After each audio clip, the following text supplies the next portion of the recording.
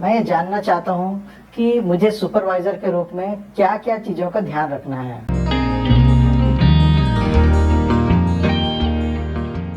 नमस्कार मित्रों, आपका फिर से स्वागत है सेफ्टी गुरुकुल चैनल में। मित्रों, आज हम ये जानने वाले हैं कि एक सुपरवाइज़र की क्या-क्या जिम्मेदारियां सेफ्टी को लेकर के होती है। आज हमसे बातचीत करने के लिए मिस्टर बुधारू यहाँ पर आए हुए हैं। अभी इनको प्रमोशन मिला हुआ है और ये सुपरवाइज़र बन चुके हैं। मिस्टर बुधारू जी, आपका चैनल में स्वागत है। नमस्कार सर। हाँ, तो मिस्टर बुधारू, आप बताएंगे कि आप यहाँ किस उद्देश्य से सेफ्टी ऑफिसर से मिलने के लिए आए हुए हैं? हाँ सर, मैं ये जानना चाहता हूँ कि मुझे सुपरवाइज़र के रूप में क्या-क्या चीज़ों का ध्यान रखना है। हाँ मिस्टर बुधारू, चूँकि आप एक वर्कर के रूप में लंबे समय तक काम कर चुके हैं, इसलिए आपको ये तो पता है कि आपको काम क्या करना है। अब चूँकि आप सुपरवाइज़र बन चुके हैं, तो आपको और भी कई चीज़ों का ध्यान रखना पड़ेगा। खास करके आपके अंडर में बहुत सारे वर्कर्स होंगे, तो उन वर्कर्स की सेफ्टी का भी ध्यान आपको रखना है। तो उसके लिए आपको क्या क्या करना है, इसके बारे में हम विस्तार से चर्चा करेंगे। सबसे पहले बात आती है PPEs की। तो आपके पास आपके वर्कर्स के इस्तेमाल के लिए क्या क्या सुरक्षा उपकरण चाहिए, इसके बारे में जानकारी होनी चाहिए। सबसे पहले तो आपको ये पता है कि आपका कार्य क्या क्या है।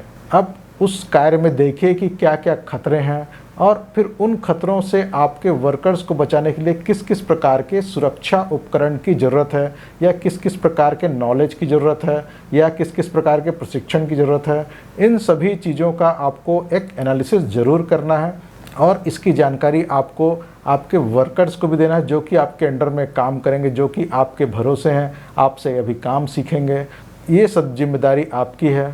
तो जिस कार्य का आपको सुपरवाइज़र बनाया गया है, सबसे पहले तो अगर उस काम में कोई कमी आपके नॉलेज में है, तो उसको आप अपने दूसरे जो बड़े सुपरवाइज़र हैं या इंजीनियर हैं, उनसे चर्चा करके उसकी सारी जानकारी ले लीजिए और उन कार्यों में क्या क्या खतरे हैं, फिर उसका आप एनालिसिस कर पाएंगे। जैसे कि किसी काम में ऐसा हो सकता है कि आग जलाना पड़ता है, जैसे कि वेल्डिंग कार्य हो सकता है, या कोई ऐसा कार्य जैसे बीरिंग निकालने के लिए भी हमको कई बार आग जलाना पड़ता है, ऑयल से गर्म करना पड़ता है। कोई चीज़ अगर किसी चीज़ में फंसा हुआ है तो उसको बाहर निकालना, खासकर बीरिंग इत्यादि, तो वहाँ पे हमको आग जलाना पड़ता है। तो जो भी ऐसे कार्य हैं जिसमें आग जलाना पड़ता है, तो हमको पता चल गया कि इस कार्य में आग भी एक खतरा है। वैसे ही आपको जितने कार्य करने हैं उसमें क्या क्या खतरे हैं, उसकी सूची आपके पास ज़रूर होनी चाहिए। और प्रत्येक कार्य को करते समय उन खतरों के कारण आपके वर्कर्स को क्या क्या नुकसान हो सकता है। जैसे कि आपके कार्य में कोई ऐसा पार्ट हो सकता है कि जिसके कारण उसके सिर में चोट लग सकता है, तो उसके लिए क्या लगेगा बताइए? हेलमेट। बिल्कुल सही, उनको हेलमेट लगेगा। और अगर चूंकि ये गर्म चीज़ों को हाथ में लेना पड़ता है, हाथ से उठाना पड़ता है, मतलब आपको हैंड ग्लव्स भी लगेंगे। और वैसे ही कई अनेक काम ऐसे हैं जिसमें कि मटेरियल को हाथ से उठा करके एक जगह से दूसरी जगह ले जाना है, तो मटेरियल के हाथ से छूटने का खतरा है, तो फिर सेफ्टी शू भी लगने ही लगने हैं। वैसे तो safety helmet and safety shoes generally सभी कामों के लिए अनिवार्य रूप से दिया ही जाना चाहिए, लेकिन आपको पता होना चाहिए कि आपके वर्कर्स को इनको पहनाना क्यों ज़रूरी है। तभी आप वर्कर्स को अच्छे से कन्विंस कर पाएंगे और वो बिल्कुल उसको ईगरली उन चीज़ों को इस्तेमाल कर पाएंगे। इसलिए आपको आपके काम का सारा डिस्क्रिप्शन पता होना चाहिए और क्या क्या खतरे हैं वो भी पता होने चाहिए। अब जो भी सेफ्टी इक्विपमेंट्स के बारे में आपको पता चल गया काम का एनालिसिस करने के बाद, तो उन सभी सुरक्षा उपकरणों को आपको प्राप्त भी करना है। अगर आपके विभाग में ऑलरेडी हैं तो उनको चेक करिए कि उसमें कोई ऐसी कमी तो नहीं है कि जो आपके कार्य के प्रकृति के हिसाब से होना चाहिए लेकिन वहाँ पर नहीं है। अगर वो वहाँ पर नहीं है तो आप अपने उच्चाधिकारियों को खबर करिए कि हमको ये सुरक्षा उपकरण की और आवश्यकता है और कितनी आवश्यकता है, वो भी उनको समझाइए ताकि वे भी उसको रुचि लेकर के तुरंत ही मंगाने की प्रक्रिया कर सकें। और जो भी सुरक्षा उपकरण आपके विभाग में ऑलरेडी हैं उनको सबसे पहले तो सही रख रखाव जरूरी है। जैसे कि हेलमेट इधर उधर बेतरतीब पड़े रहें, उसके बजाय उनको रखने के लिए कोई स्टैंड बना सकते हैं, या फिर अगर वर्कर्स का अपना अपना लॉकर है तो फिर उसमें वहाँ रखना है। और ये भी चीज़ ध्यान रखें कि सारे वर्कर्स के जितने भी सुरक्षा उपकरण हैं वो सही अवस्था में होने चाहिए। ऐसा तो नहीं कि आपके वर्कर्स का हेलमेट क्रैक है या टूटा हुआ है, या किसी प्रकार से उनमें जो चिन स्ट्रिप रहता है जो हेलमेट को सिर में फिक्स करके रखता है, पीछे का जो टाइट करने का जो अरेंजमेंट होता है, रैचेट हो सकता है, वो सही तरीके से है या नहीं है। अगर उसमें कोई कमी है तो उसको आप ठीक करवाने की प्रक्रिया कर सकते हैं। अगर वो ठीक होने लायक नहीं है तो फिर आप उनको रिप्लेसमेंट करने के लिए भी रिकमेंड कर सकते हैं। और जो भी इनिशियल प्रक्रिया है जिससे कि सुरक्षा उपकरण प्राप्त हो जाता है, जैसे कि लेटर बनाना या उसका सारा विवरण बनाना, तो जो भी रिक्विजिशन देने की प्रक्रिया है वो आप पीछे पड़ करके करवाइए, तभी आपके वर्कर्स को आप सुरक्षा दे पाएंगे। और भी एक चीज़ का ध्यान रखना है कि बहुत सारे सुरक्षा उपकरण आपके डिपार्टमेंट में ऑलरेडी रखे हुए हैं, लोग इस्तेमाल कर रहे हैं। हो सकता है वे बहुत ही मैले कुचैले अवस्था में हो, लोग उसकी सफाई का ध्यान भी नहीं रख पा रहे हों। तो आपको ऐसी अवस्था में क्या करना है कि जो भी सुरक्षा उपकरण आपको दिखाई दे रहे हैं जो कि गंदे हैं तो उनको आप साफ़ करवा सकते हैं। कोई ऐसे सुरक्षा उपकरण दिखाई दे रहे हैं जो गीले हो चुके हैं और जिनको गीला नहीं होना चाहिए, तो आप उनको सूखे में रखवा सकते हैं, सूखा करवा सकते हैं, धूप में सुखा सकते हैं, या इस प्रकार की प्रक्रिया कर सकते हैं कि वो सुरक्षित हो जाएं, उसमें फंगस इत्यादि ना पड़ जाए, ताकि ऐसा ना हो कि बाद में कोई आदमी उसको पहने तो उसको स्किन इन्फेक्शन हो जाए।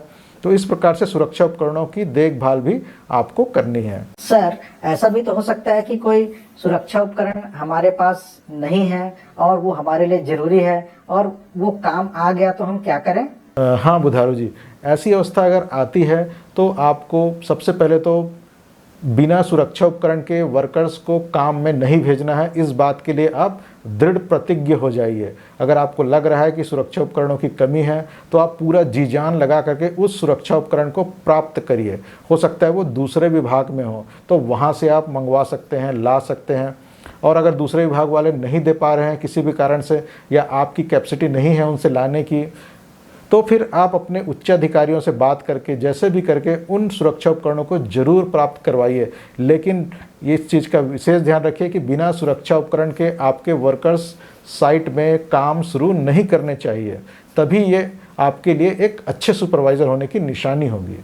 हाँ सर, ये बताएं कि हमको सुरक्षा उपकरणों का रख रखाव किस प्रकार से करना है, उसके बारे में कुछ विस्तृत जानकारी दीजिए। हाँ बुधारू जी, सबसे पहले तो आपके पास जो भी सुरक्षा उपकरण है उसकी सूची होनी चाहिए आपके पास, और उसका नियमित रूप से निरीक्षण होते रहना चाहिए। और उसमें आपको पास अगर दस्तावेज के रूप में उसको आप रखें तो सबसे अच्छा रहेगा। उसको आप दस्तावेज बनाइए कि कौन कौन से सुरक्षा उपकरण हैं, फिर उसमें डेट वाइज उसमें चेक करने की तिथि भी डालिए कि अगर आपने आज चेक किया फिर कल चेक किया तो रोज़ की तिथि उसमें डलनी चाहिए, और प्रत्येक दिन क्या पाया गया। जैसे कि हेलमेट नंबर 1 को आपने चेक किया तो क्या पाया, सब ओके था तो ओके, और अगर उसमें कुछ कमी पाई गई तो फिर उसको कैसा सुधरवाया, तो उसकी भी टिप्पणी आप डाल सकते हैं कि हेलमेट नंबर 1 में ये गंदगी थी तो हमने उसको सुधार करवाया। अगर आपको लगता है हेलमेट नंबर 1 में कोई चेन स्ट्रिप टूटा हुआ था या फिर जो क्रैडल लगे रहते हैं वो टूटे हुए, अंदर जो पिंजड़ा जैसा लगा रहता है वो टूटा हुआ है, तो आप उसको या तो रिप्लेस करवा सकते हैं। आप उसको ज़रूर लिखिए कि आप क्या क्या कार्य आपके हेलमेट में करवा रहे हैं। अगर हेलमेट में कहीं पे भी क्रैक दिखाई दे रहा है तो आप उसको तुरंत रिजेक्ट कर देंगे। कोई भी छेद दिखाई दे रहा है जो कि कंपनी द्वारा डिज़ाइंड नहीं है, तो ऐसे सुरक्षा उपकरणों को भी हमको तुरंत रिजेक्ट करना है। तो उसको भी आप नियमित रूप से जो आपका व्यक्तिगत सुरक्षा उपकरणों के निरीक्षण के लिए जो रजिस्टर होगा उसमें आप दर्ज करेंगे कि ये सुरक्षा उपकरण को हमने इस कारण से रिजेक्ट किया और उसकी जगह दूसरा उपकरण मंगाया या फिर प्रक्रियाधीन है, जो भी आप लिखें। तो इस प्रकार से पहले तो ये कार्य करना है, और उसके बाद जो भी सुरक्षा उपकरण को आप रिजेक्ट किए हैं तो उसकी जगह हमको अच्छी गुणवत्ता के दूसरे सुरक्षा उपकरण भी चाहिए। तो उसके लिए आप जो स्पेसिफिकेशन बनाएंगे उसमें ये ज़रूर ध्यान रखें कि उसमें जो भारतीय मानक है, इंडियन स्टैंडर्ड हैं, या जिसको हम कह सकते हैं IS स्टैंडर्ड्स हैं, उसका पालन होना ज़रूर चाहिए। कई बार ऐसी स्थिति आ सकती है कि जो इंटरनेशनल स्टैंडर्ड्स का भी उसमें ध्यान रखा जा सकता है। कोई ऐसी चीज़ें हो सकती है जिसमें जो ज़्यादा हायर स्पेसिफिकेशन वाले इंटरनेशनल स्टैंडर्ड्स की चीज़ें हैं तो आप उनको भी ले सकते हैं, लेकिन कभी भी इंडियन स्टैंडर्ड्स से लोअर की चीज़ें आपको कभी नहीं लेना है। प्रत्येक चीज़ में ध्यान रखें। सर, लेकिन ये मुझे कैसे पता चलेगा कि इंडियन स्टैंडर्ड क्या क्या है उसका, किसी भी सुरक्षा उपकरण का? हाँ, इसके लिए आप सबसे पहले तो इंटरनेट का प्रयोग कर सकते हैं।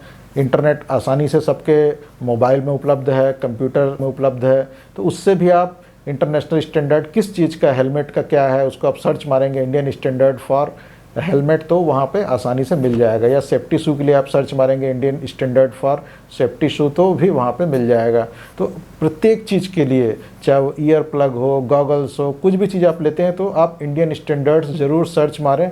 अगर वो उपलब्ध है तो उसको ज़रूर उसमें आप मेंशन करिए कि ये चीज़ हमको इस स्पेसिफिकेशन का चाहिए या इस इंडियन स्टैंडर्ड्स का ही चाहिए। तो अगर इस प्रकार से आप कर लेते हैं तो फिर आप अपने वर्कर्स को अधिकतम सुरक्षा सुनिश्चित कर पाएंगे। इंटरनेट तक आपकी पहुंच नहीं हो पा रही है तो फिर आप ऐसी स्थिति में सेफ्टी ऑफिसर्स से आप मिल सकते हैं, या सुरक्षा विभाग में जो अधिकारी हैं उनसे आप मिलेंगे, तो वो आपको ज़रूर इसके बारे में जानकारी अवश्य देंगे। सर, आपने बहुत अच्छी जानकारी दी। मैं इन सभी का पालन करके अपने अधीनस्थ सभी साथियों का बहुत अच्छे से ध्यान रख पाऊंगा और उन सभी को दुर्घटनाओं से दूर रख पाऊंगा। आपका बहुत बहुत धन्यवाद सर। नमस्ते। नमस्ते। हाँ मित्रों, तो आपने अभी हमारी वार्ता सुनी बुधारू जी से, और उनको सुपरवाइज़र को किस किस प्रकार से सुरक्षा का ध्यान रखना है इसके बारे में हमने बातचीत किया।